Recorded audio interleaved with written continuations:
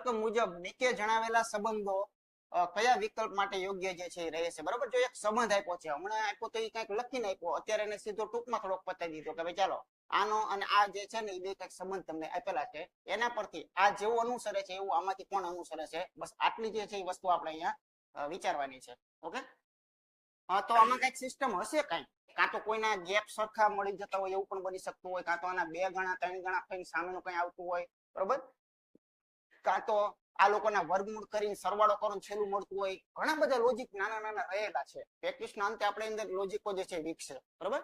તો અત્યારે સંખ્યા ઉપર નજર કરીએ ને તો જો આમ બમણા જેવું કઈક લાગે છે, 16 ના 32 કઈક થતા હોય, 33 ના 66 થતા હોય, હાવ નજીકનું કઈક લાગે છે, 19 ના 38 થતા હોય, બરોબર ને, જો એકદમ કમ્પ્લીટ સેટિંગ છે, ટૂંકમાં બમણા વાળું કઈક છે. તો બમણા વાળું વિચાર કરીએ આપણે, તો જો અહીંયા સંબંધ કયો છે, તો આના બમણા કેટલા થાય, 16 ના 32, પણ એમાં એક તૂટે છે એટલે એક નાખવો પડે, તો આ જે છે મળે છે.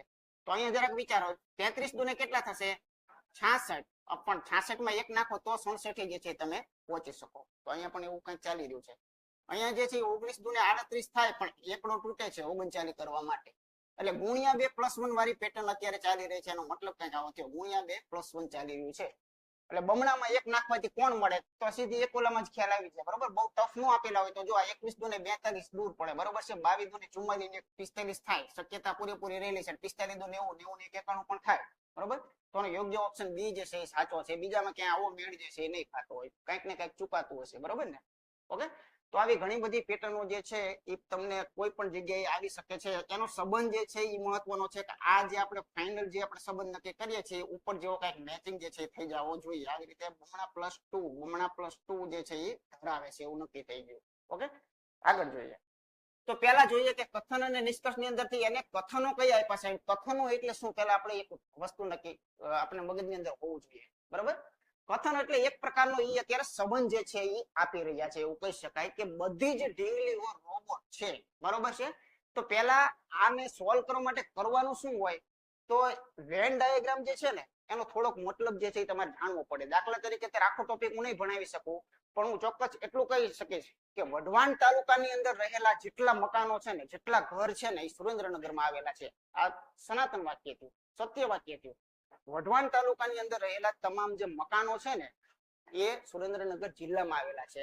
તો સ્પષ્ટ થઈ ગયું ને કે આને જ સુરેન્દ્રનગર કહેવાય, આને જ સુરેન્દ્રનગર કહેવાય, અને આને શું કહેવાય, વઢવાણ.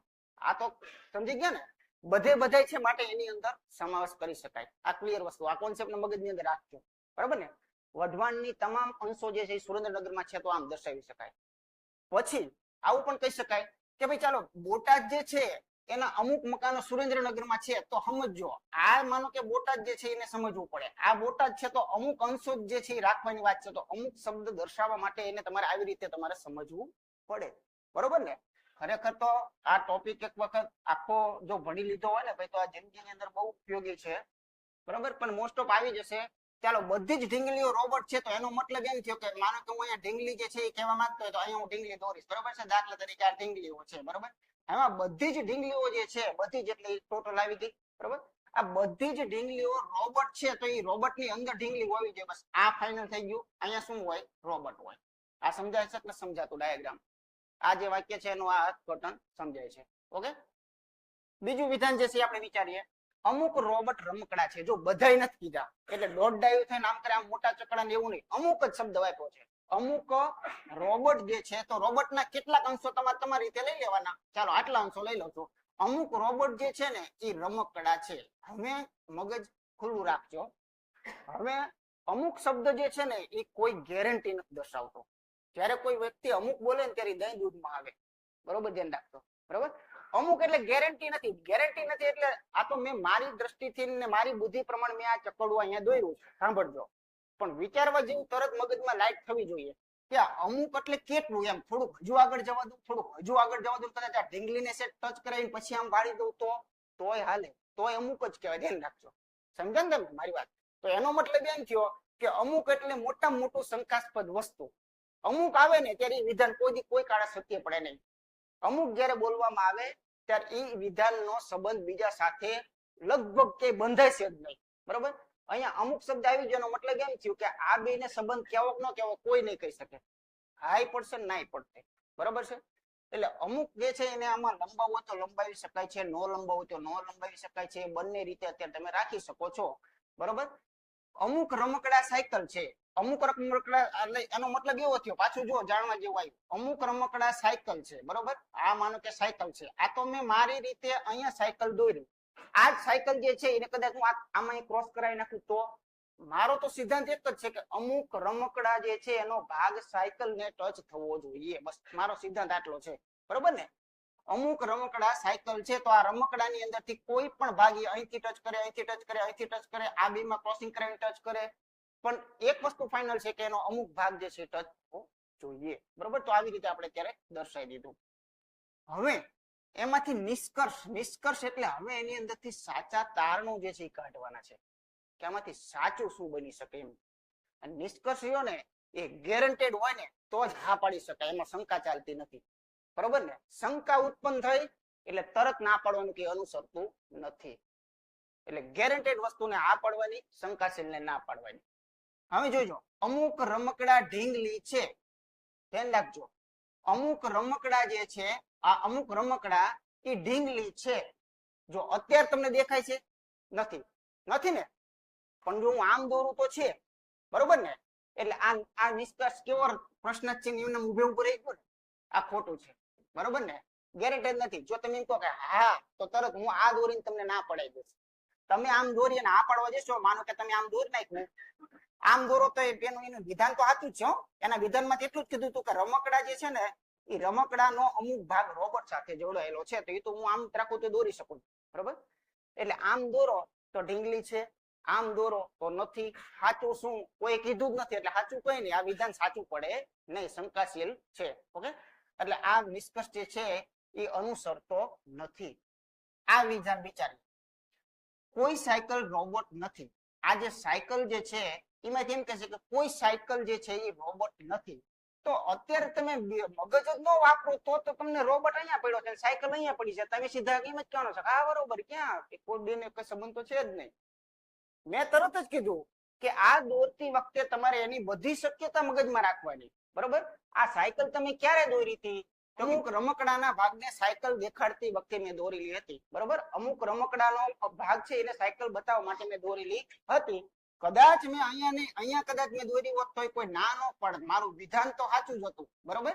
દોરો ત્યારે વિધાન સાચું પડવું જોઈએ, ધ્યાન રાખજો. દોરો છો ત્યારે વિધાન સત્ય પડવું જોઈએ, વિધાનની વાત કરું છું, બરાબર. તો વિધાન તો સત્ય જ છે. સાયકલ ને અહીંયા દોરું તોય રમકડાનો હિસ્સો છે, સાયકલ ને અહીંયા દોરું તોય રમકડામાંથી થોડી ઘણી પસાર થાય છે, વિધાન મારું સાચું છે, ઓકે. પણ આ જે છે ને એને વિચાર કરો કે કોઈ સાયકલ રોબોટ નથી. આમ દોરવા વાળા કહે છે કે નથી, આમ દોરવા વાળા કહે છે કે છે, રોબોટ માંથી પસાર થઈ જાય, તો આ પણ કેવી છે? શંકા જ ઉત્પન્ન છે, સમાધાન પૂરેપૂરું તો થઈ શક્યું નથી, બરોબર.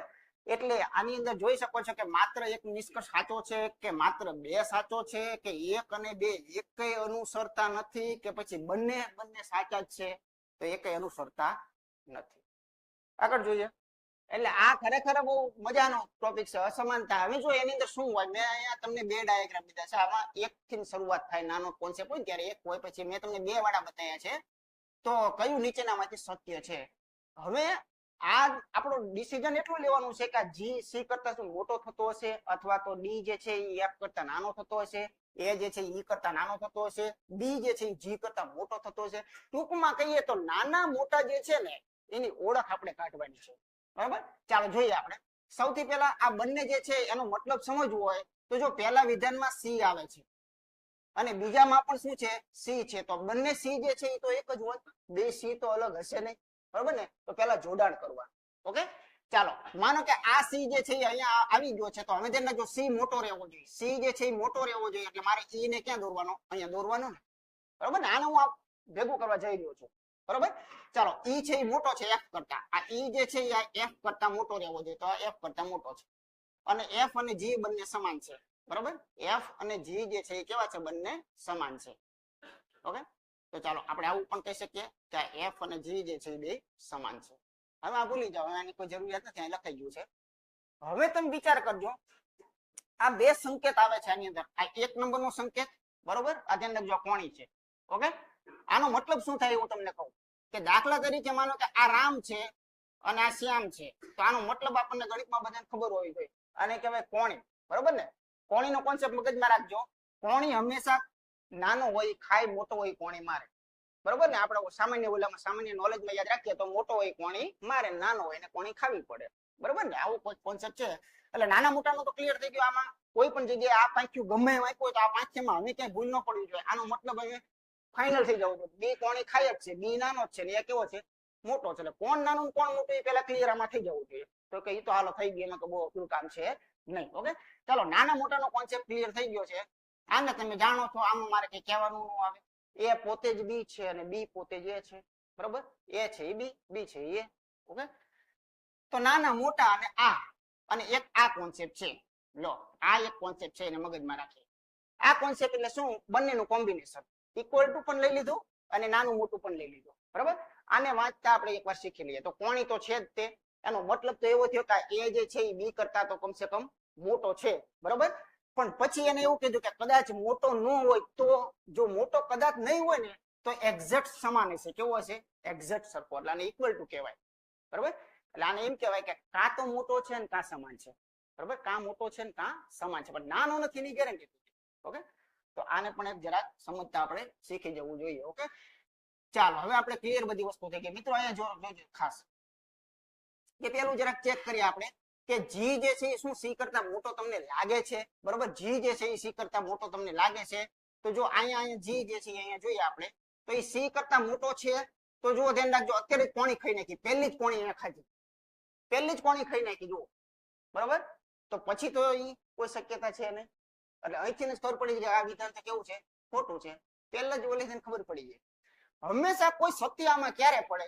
બરોબર, દાખલા તરીકે આ કનુને મોટું થવું હોય, એક્સ વાય ઝેડ કરતા મોટું થવું હોય, માનો કે અહીંયા એક્સ છે, બરોબર? આ કનુને આ એક્સ કરતા મોટું થવું હોય, પણ વચમાં બીજા ઘણા બધા હોય, પણ એક વસ્તુ નક્કી છે કે આ કનુ તો અને તો જ મોટો થાય કે એના તમામ તીરો જ્યાં સુધી પોતાના સુધી ન પહોંચે ને ત્યાં સુધી દિશા ન બદલવા જોઈએ. ધ્યાન રાખજો ખાસ, આ એની મોટી ખાસિયત છે. તીર જે છે એ પોતાની દિશા ન બદલે તો એ વિધાન સત્ય સત્ય સત્ય સત્ય છેલ્લે જતા સત્ય જે છે એ પડે. જો આ તીરે અહીંયા ક્યાંક જે છે એ પોતાની દિશામાં ફેરફાર કરી નાખ્યો હોત તો આ વાત અહીંયા પૂરી થઈ જાય, રામાયણ અહીંયા બંધ થઈ જાય, બરોબર ને? એટલે હંમેશા એક વસ્તુ આને સોલ્વ કરવા માટે એ પણ જરૂરી છે કે દિશા જે છે એ જરાક જોતા જાઓ, આપોઆપ ખબર પડી જશે. ચાલો આ ચેક કરીએ. ડી ખરેખર નાનો છે એફ કરતા. ડી જે છે આ ડી જે છે આ બે ટાર્ગેટ બન્યા છે, એફ અને ડી. આ ડી જે છે એ નાનો છે, તો જો અત્યારે નાનો છે એ આમ છે. તો એક સરસ કોન્સેપ્ટ તમને આની અંદર જાણવા મળવાનો છે. એ આ રીતે છે, એ આ. હવે આ જે કોન્સેપ્ટ દેખાઈ રહ્યો છે એમાં અત્યારે મેં વાત કરી કે તીર પોતાની દિશા જે છે એ બદલવા ન જોઈએ, ગમે એ દિશામાં જતા હોય, બરોબર ને? તો અહીંયા સિમ્પલ રીતે તમે જોવો છો કે આ બે બાજુ તમને કાનવાળી નિશાની દેખાય છે. એ કાનવાળી આમ પણ હોઈ શકે ને કદાચ કાન જે છે આમ પણ હોઈ શકે છે. તો એક આ નિશાની મગજની અંદર રાખો તમે, સિમ્પલ, કે તમારા રસ્તાની અંદર આપણે આનું સરસ મજાનું મેં અમારા ટોપિકની અંદર ભણાવ્યો ત્યારે ઉદાહરણ આપ્યું છે બિલાડીનું, કે તમારા રસ્તાની અંદર જયારે બિલાડી આવી જાય, બિલાડી એટલે આ કાન હતા બે, બરોબર છે ને? આ તમે આમ હાયલા જતા હોય વચમાં ક્યાંય કાન દેખાઈ જાય તો એ સંબંધ જે છે એ ડાબી અને જમણાનો કોઈ સંબંધ ક્યાંય બંધાય નહીં. કોણ નાનું કોણ મોટું કોઈ વસ્તુ કહી શકાય નહીં, તરત બંધ થઈ જવું પડે કે એનો સંબંધ જે છે એ મળી શકશે નહીં. ઓકે, તો તમે જયારે મેં પહેલા તમને કીધું કે જો દિશા એક જ ચાલતી હોય કોઈ ફરતું જ ન હોય તો તમે સાચા પડી શકો છો, પણ વચમાં જો બિલાડી આવી જશે ઊંધા કાન કે હવડા કાન વાળી તો સંબંધ ખોટો મળશે. તો અહીંયા બિલાડી આવી ગઈ, આવી ગયા બિલાડી, બરોબર? એટલે આ ઈ અને ડી માં કોણ નાનું કોણ મોટું કોઈ કહી શકવાનું નથી. એટલે આ ઈ અને એફ, સોરી એફ છે ને, ભલે એક ડગલું આગળ ચાલીએ, હાલો ને, એ અહીં સુધી ચાલીએ, બરોબર? હાલો, પણ અહીં બિલાડી તો આવી ગઈ ને, એટલે ડી અને એફ નો સંબંધ કોઈ કાળે મળી શકતો નથી. એટલે આ વિધાન પણ કેવું છે? ખોટું જે છે એ રહેલું છે. અહીંયા ચેક કરીએ, શું એ ઈ કરતા નાનો છે? આ જે એ છે એનો સંબંધ કોની સાથે લેવાનો છે? ઈ સાથે. ઈ જે છે અહીંયા બેઠો છે. આ સર્કલમાં તમે ચાલ્યા જાઓ, જો અહીંયા બિલાડી બેઠી છે, બે બાજુ કાન રાખીને બેઠી છે, આમ ટપવા જાવ ને તો બેઠી છે, બરોબર? એટલે કોઈ કાળે એ અને ઈ નો સંબંધ કોઈ કાળે અહીંયા મળી શકતો નથી. આ ક્લિયર થઈ ગયું. ઓકે, તો આ સંબંધ પણ ખરેખર ખોટો જ પડે. ચાલો બી થી ઉપડે જી બાજુ જઈએ કે બી મોટો મોટો રહે છેક સુધી, બરોબર? અથવા તો જી ની વાત કરીએ તો જી હંમેશા કોણી ખાખ જ કરે છે, બધાની કોણીઓ ખાય છે, બરોબર? ચાલો જી ચાલુ કરીએ.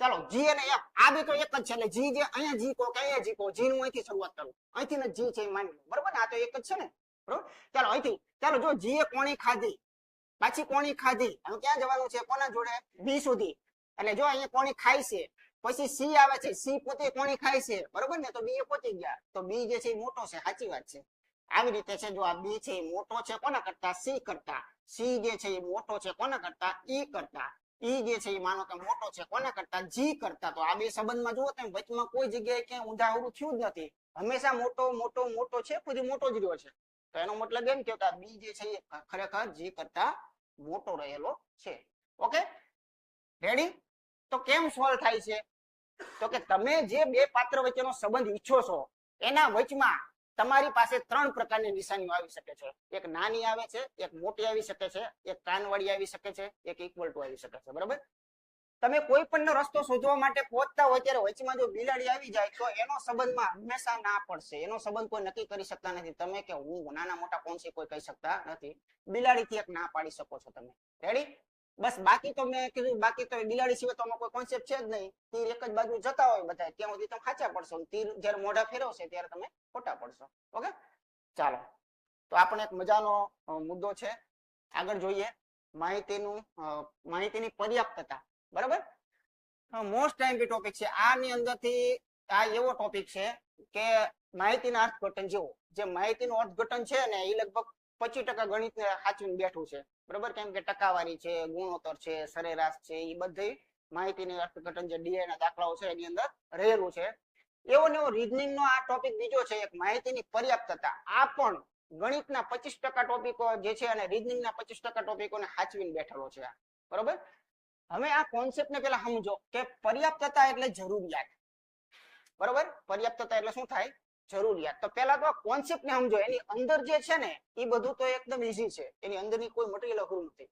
પેલા કોન્સેપ્ટ ખાલી સમજો કે શું કરવાથી આપણને જવાબ જે છે એ મળતો હોય છે અંદરનો દાખલો જે છે એ તો સરળ છે એમાં કોઈ વસ્તુનું ક્યાંય અઘરું કે એવું કોઈ વસ્તુ જે છે આવશે નહીં ઓકે 5 મકાનો છે વાદળી લીલો પીળો લાલ અને જાંબલી અને 5 મકાનો એક જ લાઈન ની અંદર જે છે એ આ રીતે ગોઠવેલા છે ધ્યાન રાખજો 5 મકાનો છે એટલે આ 1 છે આ 2 છે આ 3 આ 4 અને માનો કે આ 5 છે હવે આ 5 મકાનો જુદા જુદા રંગના છે ઓકે એ ગમે ત્યાં હોઈ શકે થોડોક ડેટા જે છે એ આપેલો છે તો વચ્ચે કયું મકાન આવેલું છે બરોબર વચ્ચોવચ્ચનું જે મકાન છે ને આ મકાનને તમારે ટાર્ગેટ બનાવવાનો છે કે કયા રંગની છે હવે કઈ વાંચો નહીં તો કઈ જવાબ કોઈ નો આપી શકે તમે હું કોઈ નો આપી શકે ને કારણ કે અત્યારે તો મકાન ખાલી લાઈનમાં છે પણ કયા રંગ ક્યાં છે એ કોઈને ખબર નથી બરોબર ને એટલે અત્યારે તો કઈ વિચારવાની વાત નથી વિચારવા માટે પહેલા તો અહીંથી શરૂઆત કરીએ કે ચાલો ભાઈ એને થોડીક હિન્ટ આપેલી છે પહેલા નંબરની હિન્ટ શું કહે છે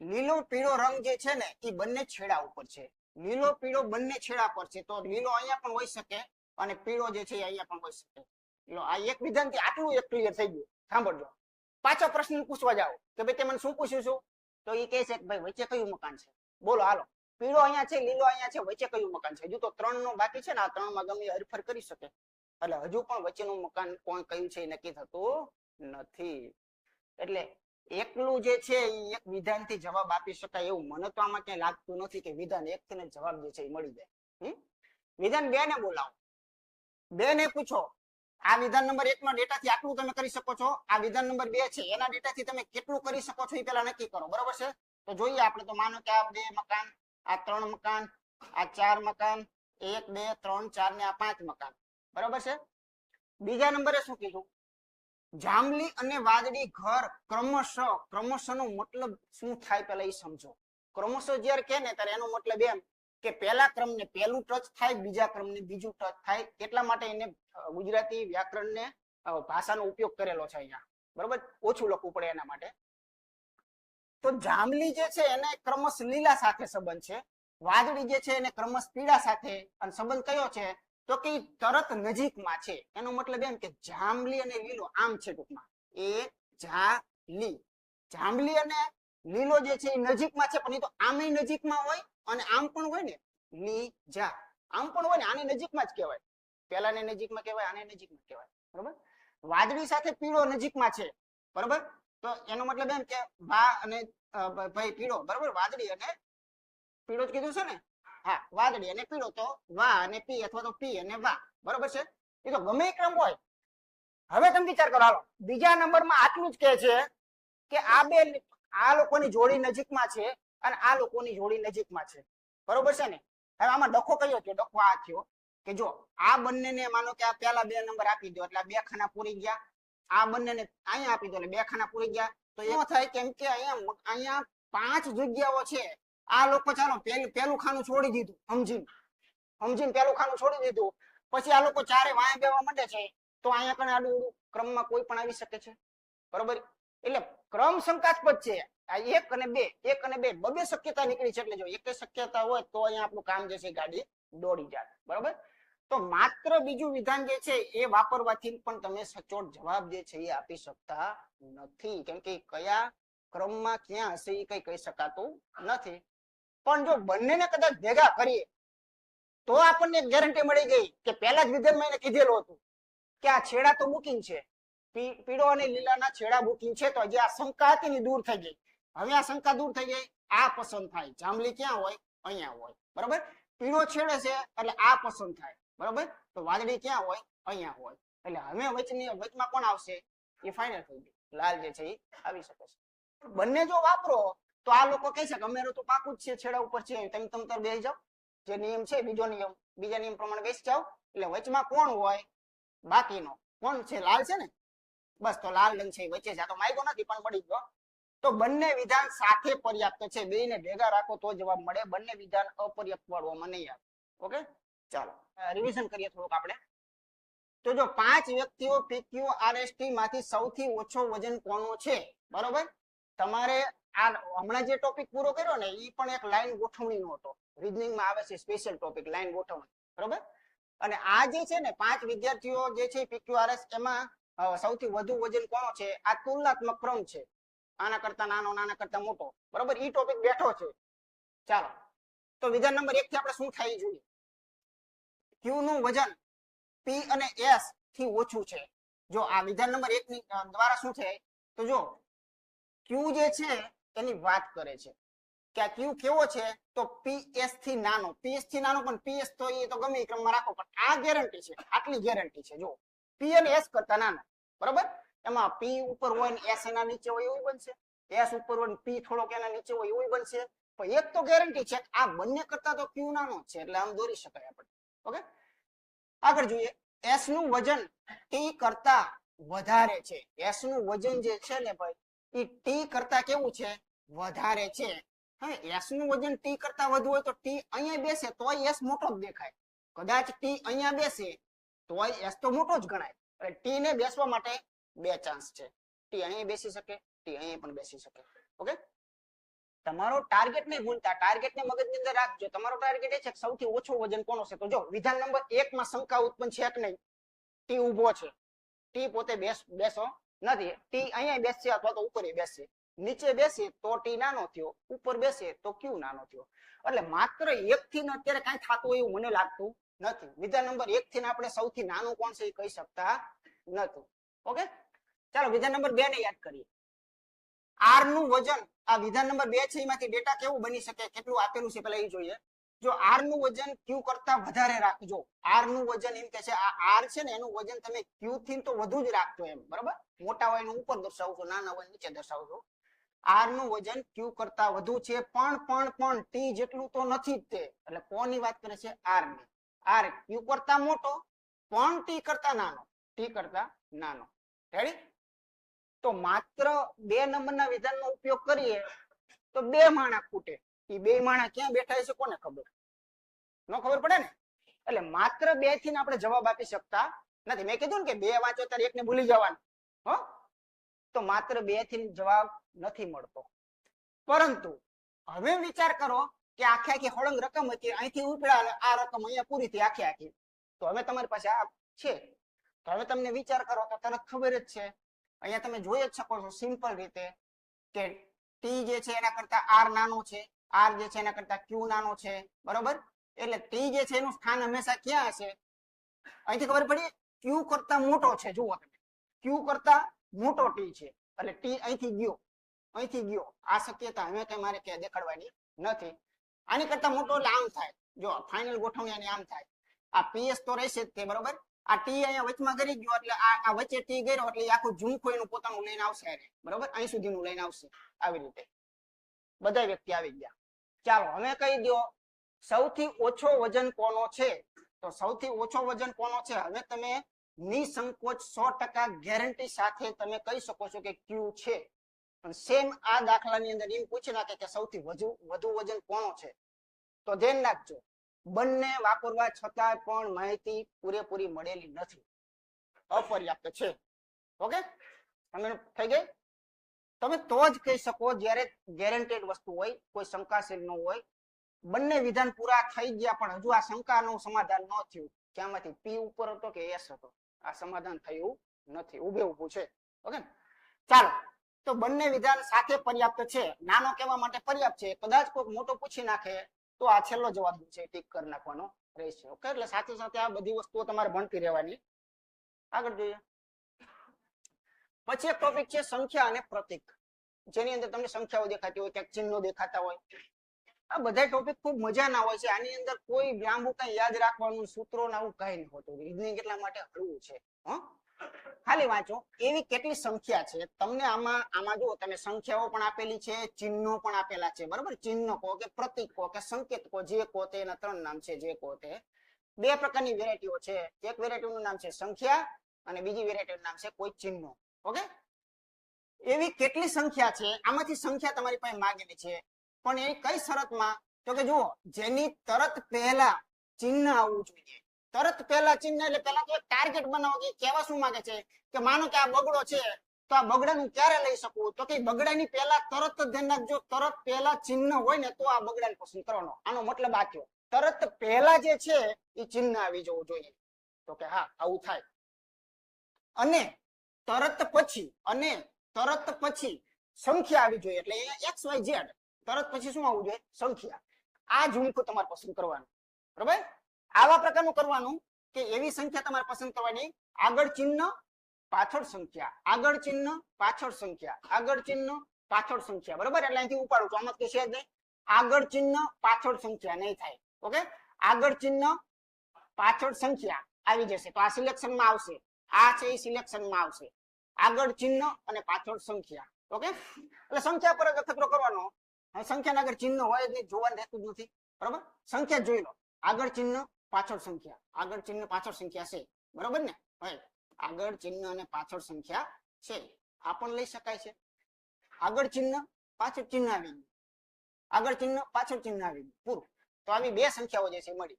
આખા ઝુમખામાંથી આપણે ભૂલ પડાવવા માટે આ રીતે પૂછતા હોય છે, બરોબર. તો આની અંદરથી આ 2 જે છે એને સિલેક્શનમાં આપણે પસંદ કરી શકીએ છીએ.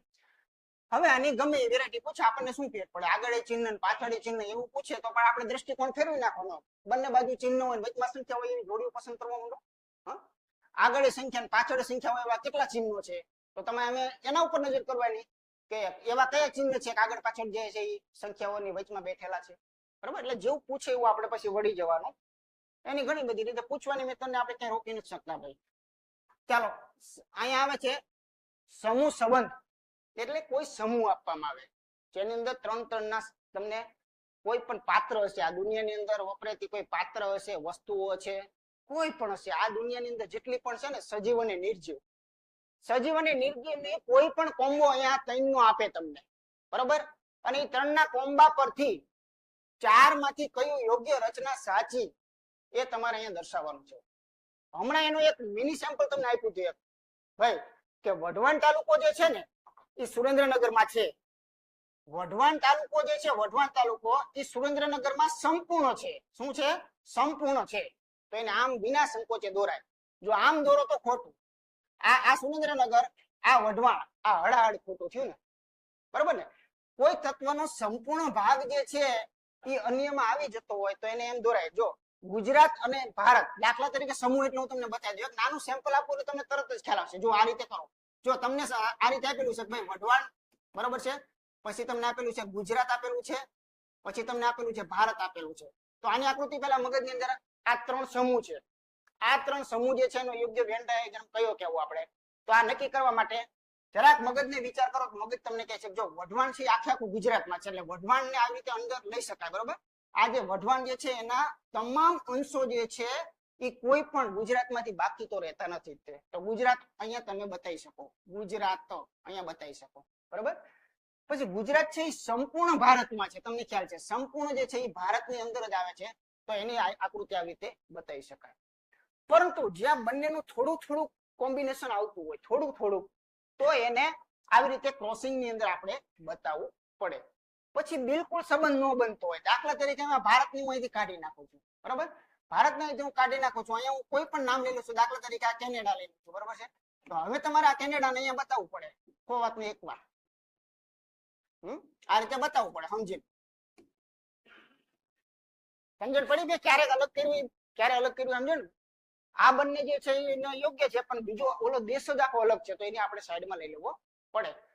પછી કદાચ એમ કીધું કે ભાઈ પૃથ્વી, તો પૃથ્વી પછી આ બધાને ઘેરી લેશે, તો પછી આવી રીતે થશે. આ ઝુમખું આવી ગયું, કેનેડા પણ પૃથ્વીમાં તો છે જ તે, સમજ્યા. એટલે જેને જેને ગેરંટી સાથે આપણે અલગ પાડી શકીએ, ભેગા લઈ શકીએ, એ આપણે મગજની અંદર તમામ રાખવાનું રહેશે. ચાલો, માં, મહિલા અને પતિ, સરસ મજાનો સંબંધ આપ્યો છે. એમાંથી માં અને મહિલાનું કનેક્શન તો એક યોગ્ય છે, તમે સમજી શકો એમ છો કે આમાં ગેરંટેડ કનેક્શન છે. ગેરંટેડ એટલે એવું કનેક્શન કે દુનિયાની જેટલી પણ માં છે ને, ભારતની હોય, વિદેશની હોય, ગમે એની હોય, એ સ્ત્રી છે, શું છે, મહિલા છે, બરોબર ને. એટલે એક કમ્પલસરી ગેરંટી છે કે દુનિયાની જેટલી પણ માં છે, આ તમામે તમામ માં, પછી આ માં હોય કે આ માં હોય કે આ હોય કે આ હોય, એક્સ વાય ઝેડ એમ, દુનિયાની તમામ માં જે છે એ બધી જ માં જે છે ને એ આ મહિલાના સમૂહની અંદર આવી જાય છે. મહિલા નામનો એક આખો સમૂહ ચાલે છે, અને મહિલાની અંદરથી કોઈક માં છે, કોઈ માં નથી, કે કોઈ વિધવા છે, કે કોઈ પણ એક્સ વાય જેટલા પ્રકાર પડે છે બધા, બરોબર. પણ મહિલાની અંદર જે છે એ માં સંપૂર્ણ જે છે એ કહી શકાય છે. એટલે આ જ સાચું છે, પહેલી વાત તો એ, બરોબર ને. તો આ બેમાં તો કન્ફ્યુઝન નથી, ખ્યાલ આવી ગયો કે કઈ રીતે સંબંધ બંધાય છે, તમને આઈડિયા આવી ગયો. પતિ જે છે, પતિ એ એક અલગ પાત્ર છે, બરાબર. પતિ છે એ એક અલગ પાત્ર છે ભાઈ. પછી એને આ માં અને મહિલા જે છે એની સાથે કઈ નિસ્બત લેવા દેવા અત્યારે સમૂહના જન્મ રાખીને પાડવાનું થતું નથી કે થોડા ઘણા પતિ જે છે એ મહિલા છે, નહીં.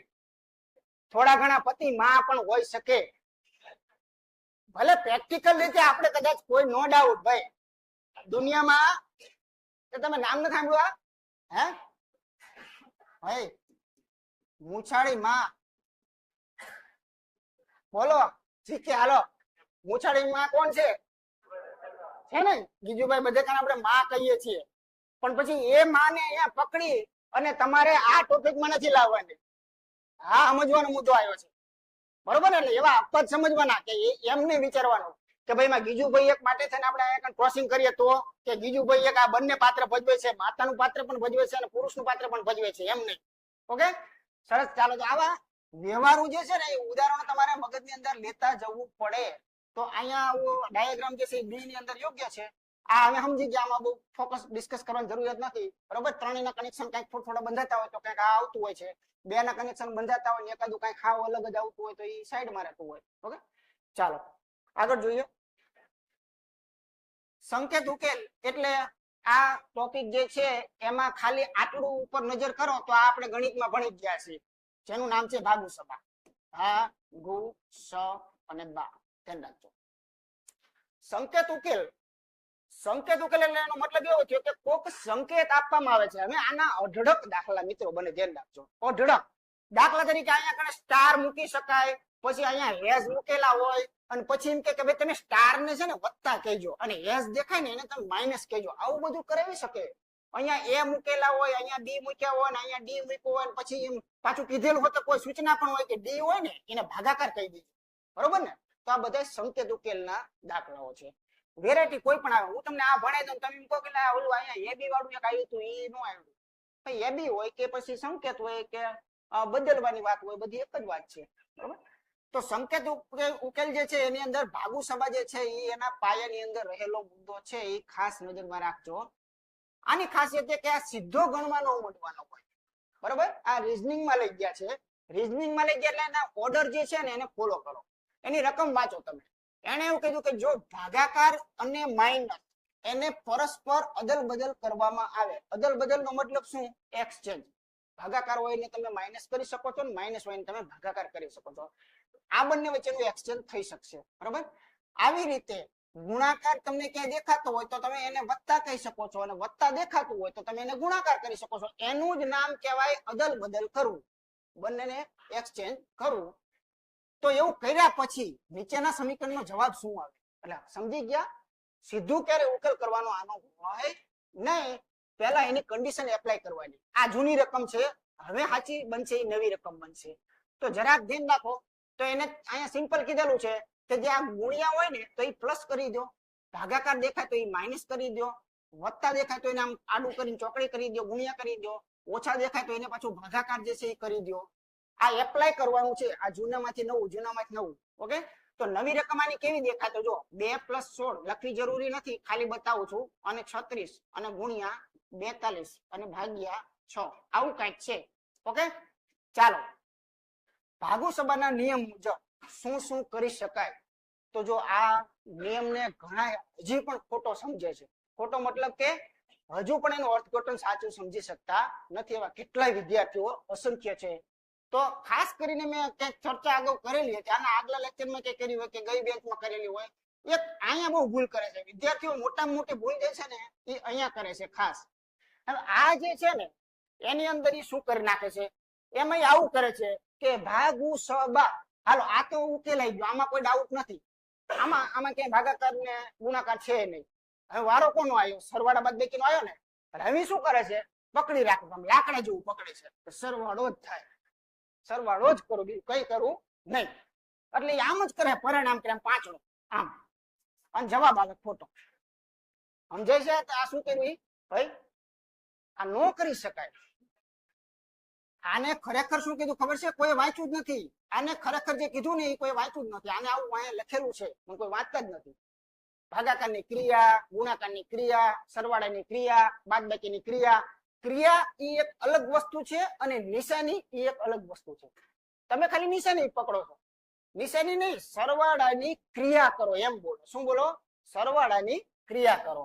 હવે વિચાર કરજો તમે, આ જે તમને દેખાય છે એ કાયદેસર રીતે જો તમે ચોથું પાંચમું ભણેલા હોય તો તમને ખબર હોય કે આની અંદર બે પદ જે છે એ વત્તા છે. આ બગડો પોતે ધન છે, આ બગડો પોતે ધન છે, એટલે આ બંને વચ્ચે સરવાળાની ક્રિયા થાય. જો કરવી હોય તો આ બંને વચ્ચે થાય. તમે શું કરો છો? આનું કરો છો. આ બે વચ્ચે ખરેખર કઈ ક્રિયા થાય ખબર છે? બાદબાકીની થાય. કારણ કે એક માઇનસ છે, એક પ્લસ છે, એક માઇનસ એક પ્લસ. બરાબર? કોઈ બે સંખ્યા વચ્ચેની નિશાની જે છે ને એ પોતે ક્રિયા નથી બતાવતી. એ વચ્ચેની નિશાની છે એવું કહેવાય નહીં. આ તો ઓલો પહેલી સંખ્યા વાળો ભાઈ ડાયો કહેવાય કે છે કે આ બે આપણું હિયારું છે. હિયારું નથી. આ વચ્ચે વત્તા દેખાય છે માત્ર ને માત્ર આના છે, આ બગડાના છે. આ ભાઈના તો અહીંયા આગળ બેઠા છે -3. બરોબર ને? એટલે આવી ભૂલ મિત્રો ન થાય. આનો ઉકેલ જે છે ને એની અંદર એવો સરવાળો સીધો ક્યારેય કરતા નહીં. મહેરબાની કરજો, નહીતર આપણે દુઃખી થઈ જઈએ. બરોબર? તો આનો મતલબ એક જ થાય, જો આ બે નો ચોગડો કરીને તગડો કાઢો, એકડો જવાબ આવે તમે સાચો કહી શકો. બીજી રીતે કહું તો તમે હવે હાવ સાચી રીતે આ બે નું જે થાતું એ કરો. તો જો આ -3 માંથી બગડો ગયો તો -1 આવ્યો તોય તમે સાચા જ પડો. બરોબર? પછી તમે બગડામાં એકડો કાઢી નાખો, એટલે જવાબ કયો આવે? એકડો આવે. એ સાચું. ઓકે, તો આ એક નાનકડું એવું ટ્વિસ્ટ છે, ઘણી જગ્યાએ ભૂલ કરતા હોય છે. હું અહીંયા સીધો સરવાળો કરું છું, બોલો કરી શકું કે ન કરી શકું? હે? તો પાછો ભાગુ સભા કેમ સમજ? તો થોડું પ્રેક્ટિકલી સમજી લો. ભાગુ સભા એટલા માટે છે કે ક્યાંક ભૂલો જે છે ને એ પડતી હોય તો એને રોકવા માટે છે. પણ જો તમે જાતે સમજતા હોય કે આ બે ક્રિયા જે છે ને એ સ્વતંત્ર હોય, બરોબર, આગળ મતલબ કે આગળ ગુણાકાર કે ભાગાકાર સાથે જોઈન્ટ ન હોય તો આ સ્વતંત્ર ક્રિયા થઈ ગઈ. સરવાળા બાદબાકીની સ્વતંત્ર ક્રિયા કરી શકાય છે, ગમે ત્યારે કરી શકાય. શરૂઆતમાં કરી શકો, ભાગાકારની અંદર ભય પડ્યો હોય કરી શકાય છે. આની સાથે એનો જોઈન્ટ જોવાનો, આજુ અને બાજુ. આજુબાજુનો ગુણાકાર કે ભાગાકારમાં જોઈન્ટ હોય ને તો એ સંખ્યા છૂટી શકે નહીં, તો એ સરવાળા કે બાદબાકી થઈ શકે નહીં. ઓકે, ચાલો એટલે કરી શકાય. થોડું ટૂંકું એ બને, લાંબુ લખાણ. આ ગુણાકાર પેલો ન કરે, અહીંયા સીધું શું થશે? 7 થશે. બરાબર ને? એટલે અહીંયા 36 ગુણ્યા 7, 7 છક 42 થાય ને, આવી રીતે કઈ થાય. તો 7 છક ને 42 નો બગડો, 7 તેરી 21, 21 ને 4 કેટલા કરશું? 25 -18. રેડી? કેટલા આવશે? હા, પણ હવે તમને એક વસ્તુ અહીંયા બતાવું. ચાલો બી સાદુ રૂપને જવા દો. જો થોડુંક ધ્યાન રાખો. હવે આમાંથી કાયદેસર શું થાય છે? 18 માંથી મોટી સંખ્યા જાય છે એટલે જવાબ તો આ તો આવશે જ તે. આ તો પકડી જ લેજો, બરોબર? ઓછા તો આવશે જ તે. પણ થોડુંક એકમ પ્રમાણે કદાચ કેવું હોય ને તો થોડુંક થઈ શકે એમ છે. ખરેખર શું થાય છે? આટલામાં જ બગડો જઈને છગડો વધે એવું થાય છે? તો કે ના. ધ્યાન રાખજો. ખરેખર બગડામાંથી આટલો જવા જઈ છે. બગડામાંથી આટલો ન જાય એટલે શું હોય? ઉપર 10 હોય. 12 માંથી 8 જાય છે. 12 માંથી 8 જાય એટલે એનું પૂછડું કયું આવે? 4 નું આવે. 12 માંથી 8 ગયા એટલે 4 વધ્યા. એટલે ચોગડા વાળો જવાબ જે છે એ આ આવતો હોય. આમ તમે કરી શકો. પડી સમજે? ખાલી એકમ નું કરી નાખો તો ચાલે. તો આનો સાચો જવાબ કયો છે? 234 જે છે એ કહી શકાય છે. ઓકે, ચાલો આગળ જોઈએ. આકાર ગણો ક્યાંક ક્યાંક આવું પૂછી નાખે છે. તો આ કેવું છે ભાઈ? આ તમે હોય કે હું હોય કે દુનિયાનો ગમે માણા હોય, આની કેટલીક મેથડો છે, આની શોર્ટકટો છે, બરોબર? લિમિટેડ છે. પણ એવું જરૂરી નથી. ઘણી વખત બીજું ઓકવર્ડ કે અલગ પૂછી નાખ્યું હોય તો એમાં જાતે આપણે ગણવા પણ પડે છે. એ પણ મગજમાં રાખજો. બધાની શોર્ટકટો પણ નથી હોતી, બરોબર? જો દાખલા તરીકે કઈ સરસ મજાની આકૃતિ આપેલી છે, આ આકૃતિ દ્વારા હું તમને 2 પ્રકારના કોન્સેપ્ટ અહીંયા ભણાવવાનો છું. 2 પ્રકારના કોન્સેપ્ટ અહીંયા સાથે સાથે તમારે ભણી લેવાના છે, જેથી કરીને એનો ઉપયોગ ગમે જગ્યાએ તમે કરી શકશો. આ આકૃતિને ગમે એટલી અઘરી બનાવવાનો હું પ્રયત્ન કરું તો એનો સોલ્યુશન થઈ જાય એમ છે. ઓકે, તો સૌથી પહેલા સમજો કે એક ત્રિકોણ ગણો એવું તમને આવે છે. દાખલા તરીકે આ ત્રિકોણ છે. આ કેટલા ત્રિકોણ છે? 1. આમાં કોઈ શંકા નથી, બરોબર? હવે ધ્યાન રાખજો. આ માનો કે એક લીટો દોર રાખ્યો. હવે એક લીટો દોરવાથી આ ત્રિકોણ જે છે એ જુઓ, આમ જુઓ તો આ એક ત્રિકોણ થયો, આ બીજો થયો અને એક મૂળભૂત થયો. 3 થયા ને? તો એને ગણવા માટે આમ છે. જો આ 1 છે અને આ 2 છે. ધ્યાન રાખજો. 2 નો ટોટલ કેટલો થાય? 3 થાય. 1 + 2 એટલે 3. આ સોલ્યુશન. આ સોલ્યુશન ક્યારે કામ કરે છે? તો બરોબર ધ્યાન રાખજો. આવી રીતે હોય ને ત્યારે કામ કરે છે. આ સોલ્યુશન નો મેઇન ઉપયોગ જે છે ને એ અહીંયા ખાસ, બરાબર? હવે આની અંદર ત્રિકોણ કેટલા છે? તો 3 ને 4 નો કહી શકાય, બરાબર? ડબલ ને મોટા ને એવું આવશે. હવે ટૂંકમાં મગજ ઘણું દોડાવવું પડે. તો હવે તમે અહીંયા એકડો બગડો અને તગડો કર્યો. અહીંયા મારો ટોટલ હાલો 3 ને 2 5 ને 6. આમાં ટોટલ કેટલા ત્રિકોણ હશે? 6 હશે. તમારે જેમ ગણો એમ ગણો 6 જ નીકળે. એમ આનું થોડુંક આ રીતે તોડ છે ખરો, બરોબર? એટલે આવી આકૃતિ જયારે ગમે એટલી જટિલ બનાવવામાં આવે છે તો આનો એક સોલ્યુશન આપણને મળી ગયું કે ભાઈ આવી કોઈ આકૃતિ છે એના ત્રિકોણ આપણને ગણવાના કે તો એક આપણને સ્ટ્રીક મળી ગઈ કે અંદરના ક્રમ આપી દેવાના 1 2 3 અને 4. આનો ટોટલ મારી દેવાનો. એમાં જવાબ 4 5 6 7 8 9 અને 10. આમાં કેટલા રહેલા છે? 10 જે છે એ રહેલા છે. ઓકે, તો એક વસ્તુ પકડાની ને કે આવા પ્રકારની ત્રિકોણની અંદર કોઈ ભેદ દોરવામાં આવે, કોઈ મધ્યગા દોરવામાં આવે, જેમ કે આ, તો અહીંયા તમે ત્રિકોણ કેટલા છે એ કહી શકવાના છો, બરોબર? એનું સોલ્યુશન એક મળ્યું. હવે મોસ્ટ ટાઈમ સોલ્યુશન જે છે ને બીજા નંબરની અંદર આપું છું. આ તમને ખ્યાલ આવી ગયો કે 1 2 તો આ કેટલા થયા? 3. આ એક ક્લિયર થઈ ગયું. બીજું જોઈએ આપણે. જ્યારે કોઈ પણ ચતુષ્કોણની અંદર એના વિકર્ણો આપવામાં આવે છે, ધ્યાન રાખજો, બરોબર? ત્યારે એની અંદરથી ચતુષ્કોણો કેટલા થાય, સોરી ત્રિકોણો કેટલા થાય એ ગણવા છે. તો આમ જુઓ તો 1 2 3 ને 4 ને પછી આ 5 ને પછી આ 6 ને પછી આ 7 ને પછી આ 8 ને એવું બધું થાય ને. પણ એની કરતા બેટર વસ્તુ છે આ 1 2 3 અને 4. જે સૌથી મોટું છે, જ્યાં પૂરું થાય છે એના બમણા કરી દો. જ્યાં પૂરું થાય છે એના બમણા. ધ્યાન રાખજો. એના બમણા એટલે અથવા તો એના 2 વડે ગુણી નાખ. કેટલા હોય આની અંદર ત્રિકોણ? 8 જે છે એ રહેલા. રેડી? તો એક આ સોલ્યુશન પકડજો. ગમે ત્યારે આ કામ ક્યારે કરે? તો કે જ્યારે આવી રીતે બીજે બલ્કમાં આમ લાંબી લાઈન કરેલી હોય ત્યારે આ કામ કરે છે. આમાં પણ જો 1 ને 2 છે, નહીતર તમારે 2 ના ગણવા પડે. ઓકે, હવે આ કોન્સેપ્ટ ક્લિયર થઈ ગયા. 2 2 આ 2 જ કોન્સેપ્ટ દ્વારા આ વસ્તુ બનેલી છે. થોડુંક વિચાર કરજો મિત્રો ખાસ.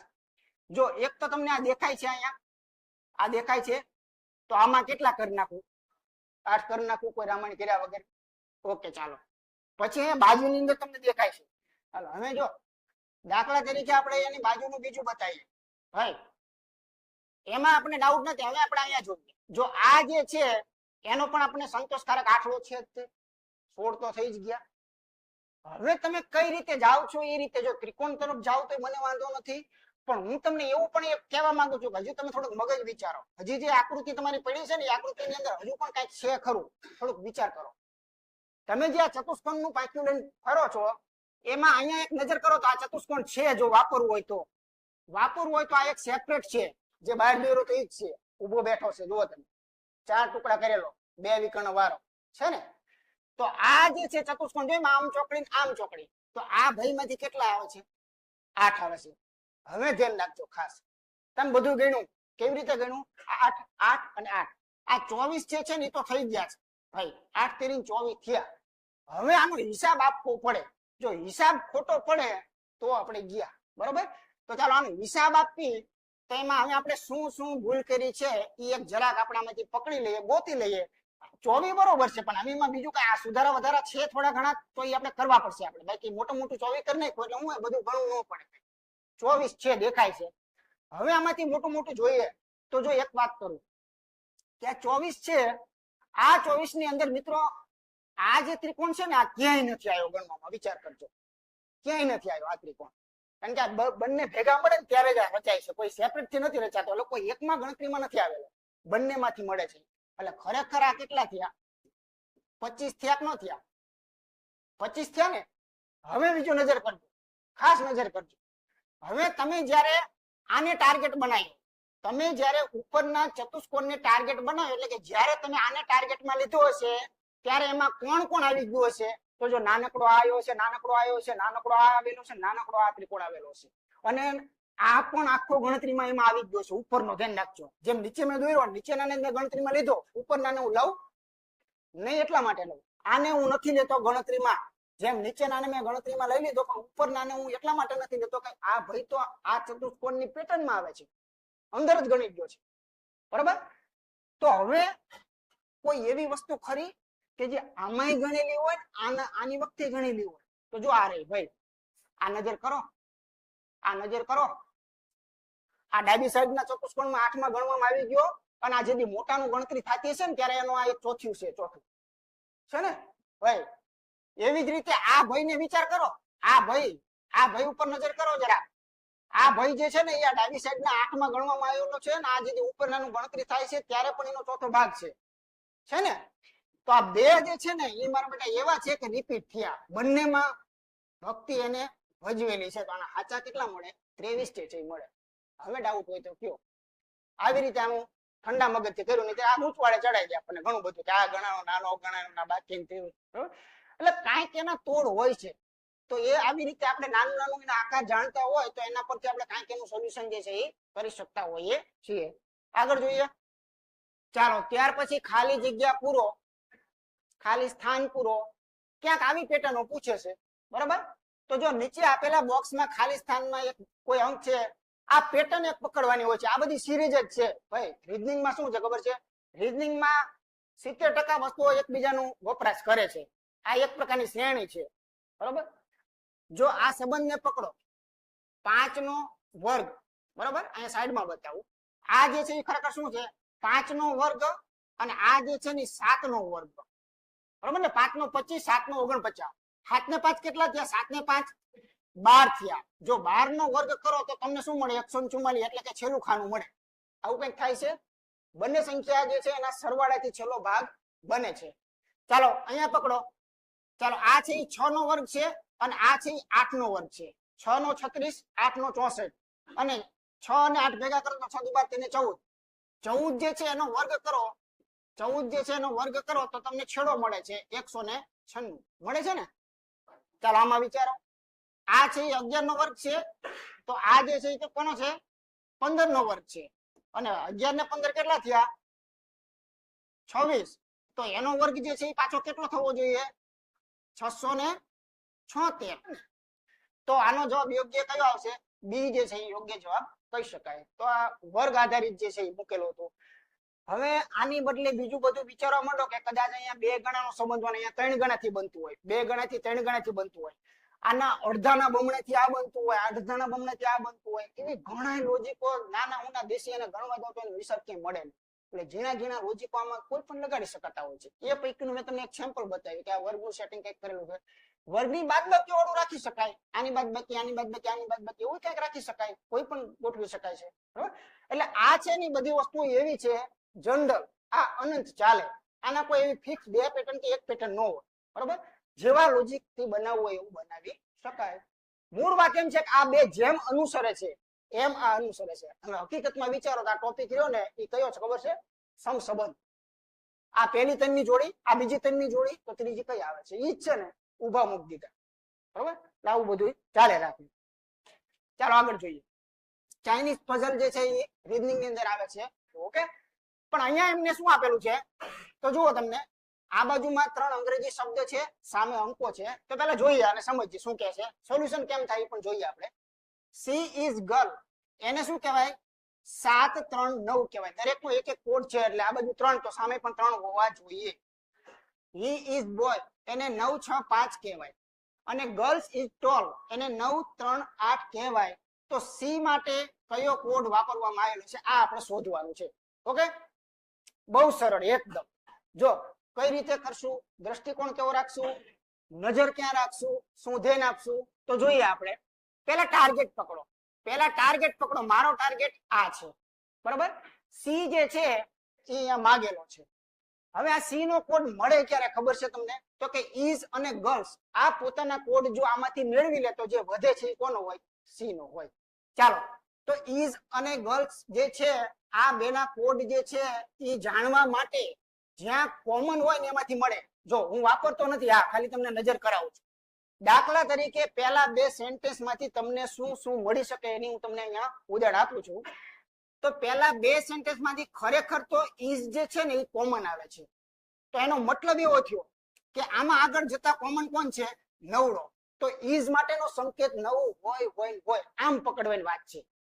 બરોબર? ચાલો, આ તમે પહેલા 2 લીધા. હું ખાલી તમને પહેલા કોડિંગ ને સમજાવું છું. પહેલા ખાલી કોડિંગ ઓળખતા શીખવાડું છું. દાખલા તરીકે છેલ્લા 2 ઉપર કદાચ જો આપણે નજર કરતા હોઈએ તો છેલ્લા 2 માંથી આપણે શું મેળવી શકીએ એની વાત છે. તો જો he is boy, girls is tall, એનો મતલબ એમ કે બંનેમાં એક ઇઝ રિપીટ છે. તો સામે રિપીટ કોણ છે એ પકડો. તો સામે રિપીટ જે છે એ 9. તો ખબર પડી કે ઇઝ માટે 9 સંકેત ચાલી રહ્યો છે. બરાબર? તો આવી રીતે તમે એક ઘાયે લાવી શકો, 2 ઘાયે લાવી શકો, કોઈ પણ રીતે થઈ શકે. પણ તમે આ ટાર્ગેટ બનાવો, આ ટાર્ગેટ બનાવો ભાઈ. હવે વિચાર કરજો, ઇઝ અને ગર્લ્સ. તો જો ઇઝ અને ગર્લ્સ રિપીટ છે, ઇઝ અને ગર્લ્સ, ઇઝ અને ગર્લ્સ છે. તો ઇઝ અને ગર્લ્સ નો મતલબ એવો થયો કે સામેના અંકોમાં બબે જોડકા સમાન હશે હશે નશે. બરોબર? આમાં જો આ નવડો નવડો સમાન છે, બીજું પણ કઈક હશે, તગડો તગડો સમાન છે. તો ઇઝ અને ગર્લ્સ એના સંકેત કયા છે એ અત્યારે આ 2 લોકો કહે છે કે આમાં 2 છે, પણ એમાંથી પ્રોપર નક્કી કરવું ત્રીજા ભટકાડવું પડે. ધ્યાન રાખજો. બરોબર? મળી જાય ખરું, પણ ત્રીજા ચેક કરવું પડે. પણ આપણું કામ પતી ગયું ભાઈ, આપણું કામ અહીંયા ફિનિશ થઈ ગયું. આ પણ સ્વતંત્ર જવાબ મળી ગયો કે ટોલ માટે આટલો છે, એ પણ ગેરંટેડ છે. એમાં કોઈ શંકા હવે રહેલી નથી. અહીંથી પણ ગેરંટેડ થઈ ગયું કે સાતડો જે છે એ સી માટે વપરાયેલો છે, એની ગેરંટી થઈ ગઈ. આ લોકોમાં કોણ હોય એ રામ જાણે. બરોબર? આ ઈઝ વાળો 9 લઈ જાય, ઈઝ વાળો 3 લઈ જાય, તો બીજા પર ચેક કરો તો ખબર પડે. બાકી ચેક ન કરો તો ત્યારે બંને દાવેદાર છે, પણ આપણે ઇન્ડિયા નિસ્બત નથી. આપણે નિસ્બત તો એ છે કે આ લોકોએ આ 2 નું બુકિંગ કરી નાખ્યું, તો હાથડો બાકી છે. એ હાથડો આ સી જે છે લઈ જાય એટલે વાત થઈ જાય પૂરી. આટલી વાત સમજાય? તો પહેલી વસ્તુ તો એ કે આમાંથી કઈ વસ્તુ તમારે માંગેલી છે એના ઉપર તમારે ખાસ જે છે એ ફોકસ કરવાનો રહેશે.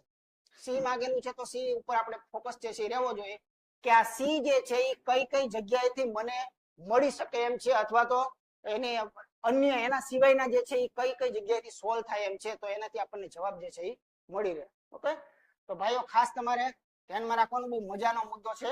આગળ જોઈએ. ચાલો, ચાઇનીઝ પઝલ મૂળાક્ષર શ્રેણી. જો આ પણ ચાઇનીઝ એટલા માટે છે કે આની અંદર પણ તમે વાંચો ને તો તમને ગડબડ ગોઠિયા જ લાગે. આ તો તોય કઈ ખારું છે, હા, બાકી તો આનું કઈ નેઠો જ ન હોય કઈ રીતે ગોઠવણી હોય. આને સોલ્વ કરવાની પણ એક ચોક્કસ મેટર, જો ચોક્કસ પદ્ધતિ સિવાય તમે નહીં ચાલી શકો. આ ચાઇનીઝમાં કેમ કહી દીધું તમને કે જે માગેલું છે એના પર ફોકસ રાખો. બરોબર? અને કેવી રીતે મળે એના તોડ તમારી પાસે હોવા જોઈએ. બરોબર? એની સમજૂતી હોવી જોઈએ. હવે આ શું છે પેલા સમજો કે આને સોલ્વ કેમ કરે. તો આની ચોક્કસ પેટર્ન હોય, એવું ના કે તુક્કા મારવાના હોય, તુક્કા ન હોય, ચોક્કસ પેટર્ન હોય. તો જો અહીંયા કોઈ કોડિંગ ભાષા લખેલી છે. આ કોડિંગ ભાષા એવી હશે કે 5 અક્ષરની હશે, 4 અક્ષરની હશે કે 3 અક્ષરની હશે. આ કોડિંગ ભાષા એટલા માટે બને છે કે આ રિપીટ થાય છે. બરોબર છે? દાખલા તરીકે આવી રીતે ભાઈ જો, બરોબર ધ્યાન રાખજો. બકમ બકમ બકમ બકમ બકમ બકમ. તો આ એક કોડિંગ લખેલું છે. હવે આમાંથી હું માનો કે અહીંયા બ કાઢી નાખું છું. બરોબર છે? અહીંથી આ બ ને કેન્સલ આપી દઉં, આવી રીતે કોઈ અહીંથી ક ને કેન્સલ આપી દઉં. તો પછી હું તમને પૂછું કે આની અંદરથી શું ખૂટે છે. તો એક વસ્તુ એ છે કે કાં તો તમે આ શબ્દ જે છે એ કઈ તો એ છે ને એ ખાલી જગ્યામાં અંકો આવે, એટલે કે એ ઓપ્શન સાચું છે ને? હા, NBN, બરોબર, NBN આવે છે, તો આનો યોગ્ય જવાબ કહી શકાય છે. તો આને સોલ્વ કરવા માટે ખબર પડી. પણ આ દાખલામાં તો સીધું નજરે આવી ગયું કે નાના બા છે. નાના બા નો હોય, નાના બા નો હોય તો જો આમ કરશું, તો આમ કરશું મિત્રો, નાના બા કદાચ હાજર ન હોય તો જો 1 2 3 4 5 6 એક જવા દો, 2 2 4 ને 2 6, નાના બા 6 થી બનેલા હતા ને, 6 6 6 12 36 18 18 19 20 21 ને 22 23 24 25 26, આ ટોટલ અક્ષરો હંમેશા ગણવાના શ્રેણીમાં. ગમે એવી ગડબડ પોટિયા શ્રેણી હોય, જ્યારે કઈ હાથમાં ન આવે એવું હોય તો અક્ષરો ગણી લો, 24 26 18 18, કોઈ પણ 16 ગમે એટલા થાય.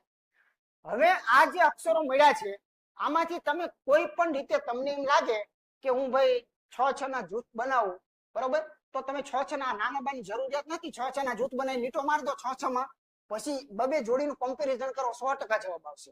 બરોબર, બબે જોડીના કમ્પેરિઝન થી જવાબ આવી જશે. બંનેમાં સરખાવજો, એકમાં અહીંયા પહેલો અક્ષર પૂરેલો હોય, કદાચ બીજામાં ઈ પહેલો માંગેલો હોય તો ખબર પડી જશે કે આની આરે ઈ વસ્તુ આવે છે.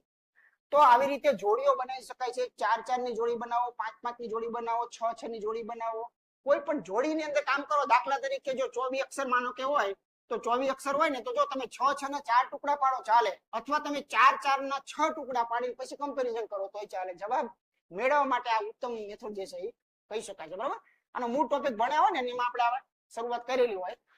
નીચે બસ, ટ્રેન અને કાર, ચાલો ભાઈ અહીં આગળ નાખો. બસ, ટ્રેન અને કારમાં યાત્રા કરતા લોકોની માહિતી તમને નીચે દર્શાવેલી છે. એટલે કે બસમાં કેટલા લોકો મુસાફરી કરે છે, તો આ બસના ચકડામાં જેટલા આવે છે એ 4 4 અંકો બસમાં મુસાફરી કરે છે એવું કહી શકાય. ટ્રેનમાં કેટલા મુસાફરી કરે છે, તો આ ટ્રેનનું જે આ ચકડું દોરાય છે એની અંદર જેટલા પણ તમને 4 સંખ્યાઓ દેખાય છે એ 4 4 સંખ્યાઓ ટ્રેનમાં મુસાફરી કરે છે એવું આને સમજાય ટૂંકમાં. બરોબર ને? ચાલો, તો આવી રીતે પ્રશ્ન આપણો શું પૂછેલો છે, તો આપણો પ્રશ્ન એવું કે છે કે કેટલા લોકો બસ અને કાર બંનેમાં યાત્રા કરે છે. પહેલા તો આટલાને સમજો, પહેલા બંનેનો મતલબ સમજીએ, સેપરેટ તો સમજી લીધું. બસ અને કાર, આ બસ જે છે એને ટાર્ગેટ બનાવો, બસ જે છે એને ટાર્ગેટ બનાવો, અને કાર, તો એ કારને પણ ટાર્ગેટ બનાવો. તો આમાંથી કેટલીક સંખ્યા એવી આવી કે જે બસમાં પણ જતી રહી અને કારમાં પણ આવતી રહી. બરોબર ને? તો ટાર્ગેટ બનાવો. ચાલો, બસ અને કારની અંદર મુસાફરી કરતા હોય એવા 9 અને 8 છે. આ બિલકુલ સાચું છે, ધ્યાન રાખજો. બસ અને કાર બંનેમાં યાત્રા કરતા હોય તો એમાં 9 અને 8 લઈ શકાય ખરા. તો અત્યારે આટલું કોન્ટેક્ટ 17 જે છે સાચા. ઓકે, પણ એને કન્ડિશન આગળ મૂકી દીધી. પણ ટ્રેન થી યાત્રા કરતા નથી. હવે ટ્રેન થી યાત્રા નથી કરતા તો આ આંકડો એક એવો છે કે ટ્રેનના વિભાગમાં છે. જુઓ છે ને, આંકડા માટે ટ્રેન જવાબદાર છે એવું પણ આપણે કહી શકીએ. બરાબર, ટ્રેનમાં આવે છે એટલે 8 લોકો તો ટ્રેનનો લાભ લે છે. બરોબર ને? એટલે ટ્રેનમાં નથી એમ કે છે, ટ્રેનમાં નથી એવું કહેવા માંગે છે. એટલે આ બંને જ્ઞાન આનો જવાબ કયો આવશે? 9 જે છે આનો જવાબ યોગ્ય આપણે કહી શકાય છે. ઓકે, એટલે નેગેટિવિટી અને પોઝિટિવિટી બે થી ના દાખલાઓ જે છે બનતા હોય છે. જેને ના પડે એને આપણે ડિલેટ મારતું રહેવું પડે, જેનું લેવાનું નજર કરે એને લેવા પડે, બંને કે એટલે બંને પર નજર રાખવી પડે, માત્ર બસની વાત હોય તો બસ પર નજર રાખવી પડે. ફક્ત ટ્રેનમાં યાત્રા કરનારા લોકો કે તો એ માત્ર 35 આવે, બીજા કોઈ ન આવે. બરાબર, ફક્ત ટ્રેન એટલે એને બીજા કોઈ સાથે કોઈ નિસ્બત હોવી જોઈએ નહીં. ઓકે, તો આવા બધા શબ્દો દ્વારા આ ચેપ્ટર જે છે એ બનેલું છે. તો આમાં કોઈ ગણતરી કાંઈ છે ને, મૌખિક છે. આગળ જોઈએ. દર્પણમાં જોતા સાચી, અમે જો હવે અહીંથી ચાલુ થાય છે આકૃતિ વાળો ભાગ. કે જો આપણને આકૃતિ પૂછે તો આકૃતિની અંદર એની 5 પેટર્નો છે મિનિમમ. બરોબર છે? આકૃતિની અંદર જુદી જુદી 5 છે, હું બધી અહીંયા લઈ લઉં. તો આકૃતિ વાળા વિભાગની અંદર ખાસ ધ્યાન રાખવાનું, એના તે સોલ્યુશન કરવા માટેના ટ્રીક જે છે તમારે અજમાવાય. એવું નથી કે આ એમનામ જ તે બધાય કરે, ના, બધાય સોલ્વ કરશે, પણ આ મુદ્દાઓ રહ્યા ને, એક માટે સમય ખાય છે, એક માટે ફટાફટ થશે. બરાબર, તો આપણે અહીંયા કયો દ્રષ્ટિકોણ રાખવાનો છે? અરીસાની સામે આ જે અક્ષરો પડશે એમાં પહેલું એક મેં કહી દીધું તમને કે જો છેડો જે છે એ છેડાથી શરૂઆત થાય અને એનો અંત જે છે એ અહીંયા અંત દેખાતો હોય, સામે અંત જ દેખાતો હોય. એટલે એક વસ્તુ નક્કી કરી નાખવાની, પહેલા એક તો નક્કી છે કે જવાબમાં તો રામ જાણે જે આવતું હોય પણ આવી ગોઠવણી કાંઈક થશે એમ. જે તમારા મૂળાક્ષર છે, જે તમારા અંકો છે, એ અંકોના ક્રમ આવા રહેશે. સાંભળજો, અંક તો બદલાવાનો છે નો ડાઉટ, પણ અંકોના ક્રમ તો આ રહેશે. હવે આ સિક્વન્સ પ્રમાણે તમે જુઓ, 8m વાળો જવાબ જે છે આ તો જાણે ના જ પડી દેવી પડે સીધી. આ તો ના જ આ દાવેદાર છે, દાવેદાર છે 8m દાવેદાર છે. આને ના પાડી પડે ન પાડી પડે. આ લાભ લેવા. જેટલી આકૃતિ વાળા દાખલા છે ને એમાં તમારે શું જોઈ છે એ નહીં, તમારે શું નથી જોતું ને એના ઉપર નજર કરવાની, બરોબર. એટલે તમને એક નક્કી હતો કે ભાઈ 8m જે આવવું જોઈએ, 8m 9 આવવું જોઈએ, તો 8m 9 જે છે એમાં આ ને આ બે તો સીધા ઉડાડી દો, આ બે ઉપર જ નજર ગઈ. હવે ધ્યાન રાખજો 8m 9 આમાં થશે, 8m 9 આમાં નથી થતું. હવે એક અંક મેં બદલ્યો નથી. હવે અત્યારે વિચાર કરો કે આ બગડાને અરીસામાં જોવો કેવો દેખાય, તો આમ વિચારી આવો દોરવા જાવ અને પછી જવાબ આપો એનો કોઈ મતલબ આમાં નથી. એ તો મને ખબર છે કે આ બગડો જે છે આવડો જે છે આ પ્રકારનો દેખાય, તો આપણને ખબર છે. આઠડો પોતાનું સ્થાન ન બદલે, આઠડો આટલા જેવો લાગતો હોય, બરોબર, એમ જેવો લાગતો એમાં નો ડાઉટ. પણ આ નવડો જે છે આ બાજુ 9 છે, તો આ બાજુ જે થાય ત્યારે આવી રીતે થતો હોય નવડો. પણ અત્યારે એક લીટર ને અરીસામાં કેવા દેખાય એ જોવાના નથી. આખો બંચ જે છે એનો ક્રમ જે છે એમાં એટલું જ જોવાનું હતું કે અરીસાની નજીકમાં પૂરું થયું હોય અરીસાનો સ્ટાર્ટિંગ નો પોઈન્ટ બને. આ કોન્સેપ્ટ પર ત્યાં સોલ્વ કર્યું છે. બાકી અંદરના એક પણ ને ઊંધાવડા મેં કર્યા નથી, બરોબર. અને જે છેલ્લો અંક ચોગડો છે તો આનો છેલ્લો અંક પણ ચોગડો જ રહેવો જોઈએ. આ કોન્સેપ્ટ બે જ કોન્સેપ્ટ પરથી મેં કામ જે છે એ કર્યું. એક આ છેડા પકડ્યા અને એક પેલા છેડા, અને પછી આના ઉપર ખાલી જોઈ લીધું મોટી નજરે, તો મોટી નજરે ખબર પડી ગઈ. એટલે ઝીણું કાંઈ અંદરના એફ ની કેવા થાય, આંકડા કેવા થાય એ જોવાની જરૂરિયાત નથી. આવો કોન્સેપ્ટ કાંઈક થોડોક અજમાવવાનો તમારે રહેશે, બરોબર. તો આનો યોગ્ય જવાબ જે છે બી ઓપ્શન સાચું. આગળ જોઈએ, ચાલો. પેપર કટિંગ અને ફોલ્ડિંગ. પેપર કટિંગ ફોલ્ડિંગ માં સેમ કોન્સેપ્ટ હતી. ઘણા લોકો આને એકદમ ઇમોશનલ બની અને આમ કાગળમાં વિચારીને બધું ઘણું બધું કરવાની વિચારીને કોશિશ કરે, બરોબર. પહેલા મુદ્દો સમજો કે ભાઈ પેપર ફોલ્ડિંગ અથવા તો કટિંગ આ ખરેખર છે શું. તો આ તમે અને હું જ્યારે પ્રાથમિકમાં ભણતા હતા, બરોબર, ત્યારે કાગળ લઈએ, એક કાગળને આમ કરી આમ વાળવી, પછી એને બીજી વખત આમ કરી આમ વાળવી એટલે સરસ નાનકડો એવો કાગળ થાય. પછી વચમાં કોઈ વસ્તુ જે છે એને આપણે આમ કાપી કાતરથી, બરોબર, પછી એને ખોલીએ એટલે કાપ્યું હોય એક જગ્યાએ પણ ખોલો એટલે ડિઝાઇન ચારે ચારમાં છપાય, બરોબર ને. આ પેપર કટિંગ નો મુદ્દો છે.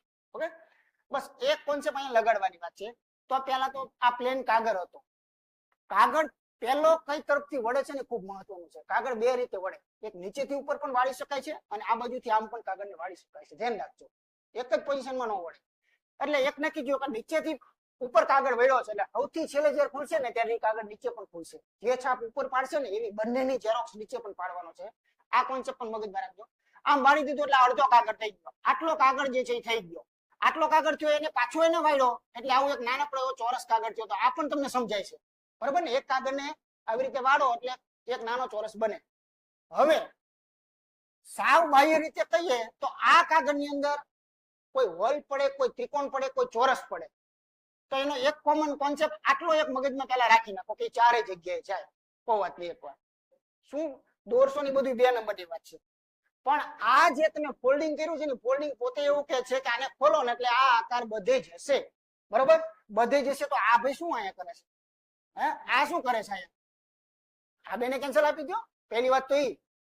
ઓકે, હવે એટલું કોમન બુદ્ધિથી વિચારો મિત્રો કે દાખલા તરીકે આકાર છે, આ લીટો માર દીધો, બરોબર. હવે પાણીનો કોન્સેપ્ટ તમે ભણ્યા છો ને કે દાખલા તરીકે આ એ છે, આ એ જે છે ને અહીંયા પાણી ભર્યું છે, આનું પ્રતિબિંબ જે છે ને ઓલાની જેમ અરીસાની જેમ કે કોઈ પણ આકાર એની કિનારી બોર્ડર તરફ જે આકાર રહેલો છે ને ત્યાંથી શું શરૂઆત દોરવાની થાય. એટલે આની દોરવાની શરૂઆત આમ થાય, બોર્ડર તરફ એના પોળા બે પાક્યા છે તો નવા ઓલામાં એ જ રીતે થશે. આ રીતે જે છે એ બની જશે. રેડી? આ પાણીનો કોન્સેપ્ટ બતાવે છે અને ઓલો જે છે અરીસાનો કોન્સેપ્ટ બતાવે છે. અને કાઢી નાખીએ એટલે એક વસ્તુ નક્કી થઈ કે આ જ્યારે થશે ને ત્યારે એના ત્રિકોણો જે છે ને ભાઈ, આ ખાંચાઓની શરૂઆત આમ થશે, ડબલ્યુ બનશે. આ આકૃતિ બની ગઈ, આ આકૃતિ બની ગઈ. આની છાપ અહીંયા મરાશે, બરાબર. આવી જ રીતે છાપ જે છે આ ડબલ્યુ ની અહીંયા મરાશે. આની છાપ જે છે આવી જ રીતે અહીંયા આવી જશે, બરાબર. એટલે કહેવાનો મારો મીનિંગ છે કે આ ત્રિકોણો અંદરના તરફ બંને હામ દાંત કાઢશે. તો હામ દાંત કાઢતો તો આ ક્યાં કાઢે છે? આ બાર હામ દાંત કાઢે છે, આ મુદ્દા ફરી આ હાચા દાંત કાઢે છે એકબીજા હામ. જોવો તો છે ને કોન્સેપ્ટ. એટલે બહુ ઓછું ડ્રોઈંગ કરી અને તમે પેપર કટિંગ હોય કે પછી અરીસો હોય કે પાણી હોય એના કોન્સેપ્ટના કેટલાક પાયામાં રહેલા તત્વોને જો પકડી લેશો ને ભાઈ તો એમને સોલ્વ થઈ જશે એમ. ઓકે, ચાલો આગળ જોઈએ. છુપાયેલ આકૃતિ આ એનો ત્રીજો પ્રકાર જોઈએ કે છુપાયેલ આકૃતિ મતલબ કે આ એક આકાર આપ્યો છે, આ આકાર જે છે ને આ ચારમાં કોઈ જગ્યાએ ફિટ કરેલો છે, પણ એની સાથે એના બીજા વધારાના આકારો આપ્યા છે જેથી કરીને તમને ઓળખવામાં તકલીફ પડે, બરાબર? તો આમાં શું કરવું? સેમ કોન્સેપ્ટ, બધે બધું નથી ફિટ કરવું, બધું જોવું નથી. આમાં 1 2 3 ને આ લીટીઓ 4 5 વસ્તુઓ છે, બધીને ચેક કરવું. તમારી પસંદ પકડો. જે બાહ્ય નજરે પહેલી નજરે એમ થાય કે આ, તો આને પકડી લો, જવા દો, હાલો બધું જવા. ત્રિકોણમાં એક આડો લીટો ત્રિકોણ જોઈન્ટ છે, આડા લીટા સાથે ત્રિકોણ જોઈન્ટ છે, આટલું યાદ રાખજો. દાવેદાર ખરો, દાવેદાર ખરો, ધ્યાન રાખજો. આ કે હેઠે ડોકું કેમ કરવાના? હે, આ છાપ અહીંયા છુપાયેલી એટલે બેવાડેલી છે છાપ, તો હેઠે ડોકું તો ન થાય ને. અહીંયા ટોચ ઉપર કેમ આવી ગયો? લબડી કે છેક ટોચે, તો આ ભાઈ તો નું આવે ને ભાઈ. આ ટોચ ઉપર છે, અહીંયા જુઓ તો સીધો એમ નામ જવાબ. કદાચ 2 ની ટાઈ પડી હોત તો આ આકાર કે આ આકારને ઉપાડ ટાઈ સોલ્વ કરવા માટે, પણ ટાઈ જ નથી પડી તો પાછો આનો જવાબ કહી દો. હવે તમારે આકૃતિ જુઓ તમે કે આ આકૃતિની અંદર કઈ રીતે છે. જો આ આકૃતિ દોરું છું, ધ્યાન રાખજો. એ આ છે, બરાબર? પછી આ ટપકું છે, પછી અહીંયા ઉભો છે, એને સાથે ત્રિકોણ જે છે ટીંગાય છે, બરાબર? હિચકા થાય છે આ રીતે કમ્પ્લીટ. ઓકે, તો આવી રીતે થોડુંક બુદ્ધિ દ્વારા આપણે કામ કરવાની વાત છે, મૂળ વાત આમાં એ છે. બાકી આ બીજા કોઈ કોન્સેપ્ટ નથી કે આની અંદરથી આ આકૃતિઓ એટલે શું થાય શું, એનું કઈ નહીં. સિમ્પલ એક લોજિક ચાલે છે, લોજિક તમારે વારાફરતી લગાડી દેવાનું. ઓકે, ગમે એવી આકૃતિ હોય બધાના તોડ જે છે એ મળી જાય આપણને. દ્રષ્ટિકોણ વિકસાવવો પડે. ઓકે, આકૃતિ પૂરી કરો, એના પછીની પેટર્ન. આ કોઈ એક ડિઝાઇન આપેલી છે, ભાત આપેલી છે, તો આપણે ડિઝાઇન દોરતા હોય તો બહેનોને ખાસ મહેંદી દોરતા હશે અવારનવાર, તો બહેનોને મહેંદીના આકાર દોરતા હોય તો એને ખબર હોય, અડધા આકારે ખબર હોય કે મારે નીચે કયો આકાર પૂરો કરવાનો છે. કારણ કે એટલું ડેવલપમેન્ટ માઇન્ડ ની અંદર થાય કે ઈ પૂરો કરીશ ને તો જ આ પેટર્ન ચોક્કસ સારી દેખાય છે, નહીં તો નહીં દેખાય, બરોબર ને? ઓકે, તો અહીંયા 3 ભાગ તો ઓલરેડી કમ્પ્લીટ છે, એક ભાગ બાકી છે. કોઈ એક જ પકડો. જો ખૂણા ઉપર આવું થવું જોઈએ, આડો લીટો થવો, અહીંયા ખૂણા ઉપર લીટો થવો જોઈએ, આ ભાઈમાં લીટો, એને પકડો અને પછી તમે કહો કે હવે અહીંયા કોણ આવશે, એ પછી તમે છેલ્લે કહો. તો હવે આવા સોલ્યુશન કરવા માટે શું કરાય?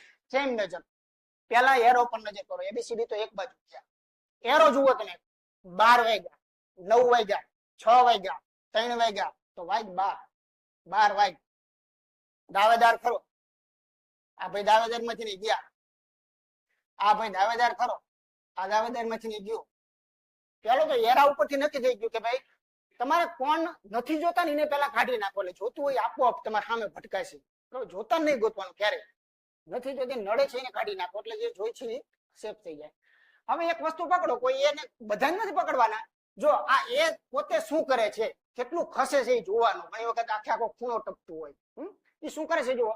તો આ કોર્નર માંથી મિડલમાં આવ્યો, વચ્ચે આવ્યો, વચ્ચે પછી કોર્નરે આવ્યો, કોર્નર પછી વચ્ચે આવે, વચ્ચે પછી કોર્નર આવે.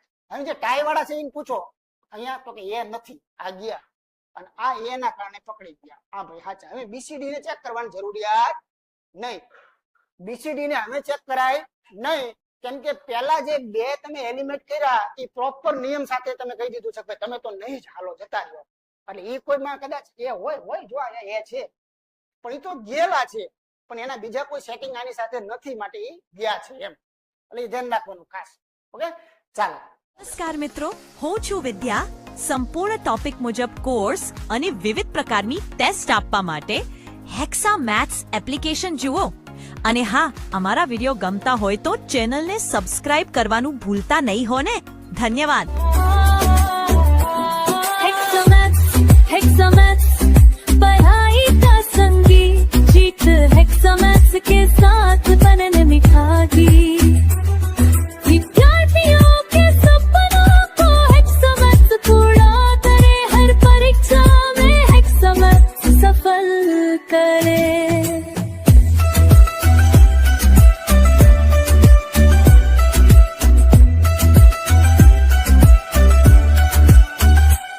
हेक्सा मैथ्स साथ हर सवाल का जवाब, सफलता हेक्सा मैथ्स संग पाएगा हर चात बेहिसाब. कसौटी में से तैयारी धमाल, हेक्सा सपनों की कमाल